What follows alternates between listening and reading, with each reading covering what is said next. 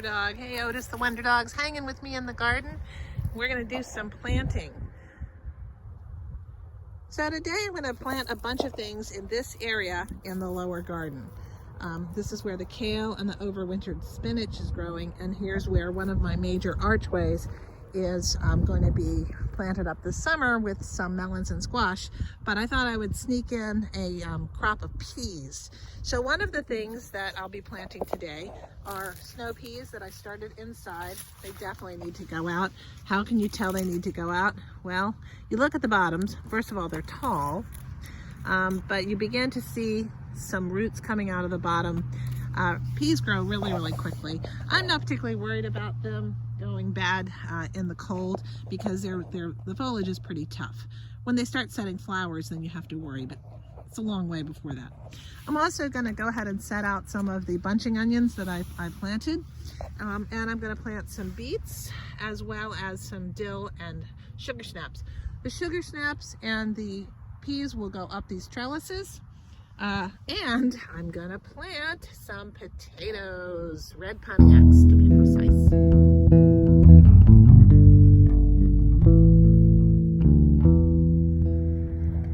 I'll be planting these potatoes, a little over a foot apart. I'm gonna be digging them more or less as new potatoes relatively early in the season. These are red Pontiacs.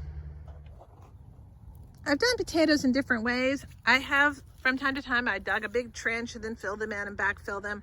Last year, I just plunked them in the ground and then I covered them up with about 4 inches of soil, and then I put some hay on top of that. So that's what I'm gonna do today.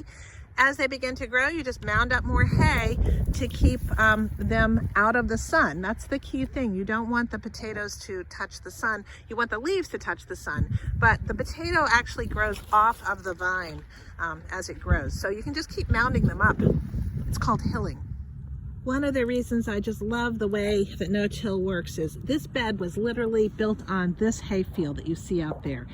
And all I did, this particular bed, was I put down some coffee grounds, and then I put down 4 inches of compost and layered it up with hay last spring and planted. And what has happened is all of that grass matter and hay matter out there that used to be in this earth is now decayed. And look at this. I'm digging way down, and this earth is just gorgeous.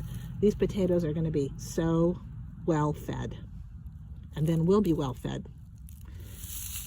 Right, in you go, potato. Let's put you way down. Okay, you're gonna love it here. Hello, worms. You're gonna love it here too. The only thing I might not like here is if some little critter decides to come in and eat these. So now I'm gonna get the hay. Over the potatoes, I then piled some very loose hay.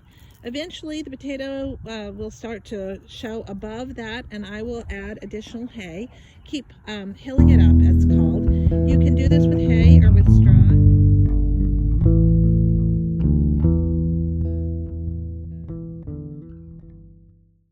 The soil is excellent.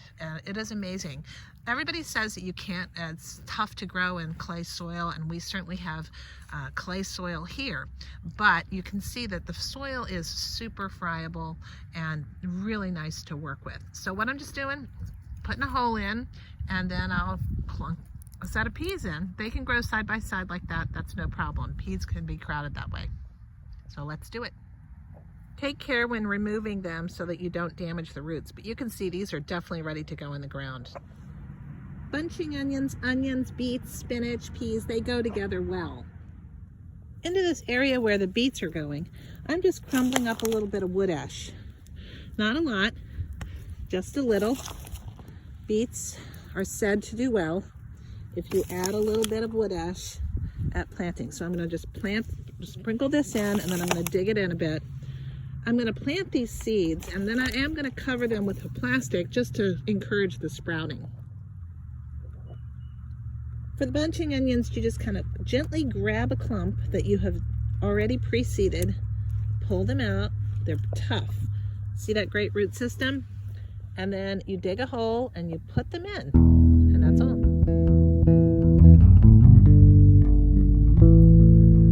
I wish I could leave it down here to be on guard against critters that come into my garden at night and stomp around. Yes.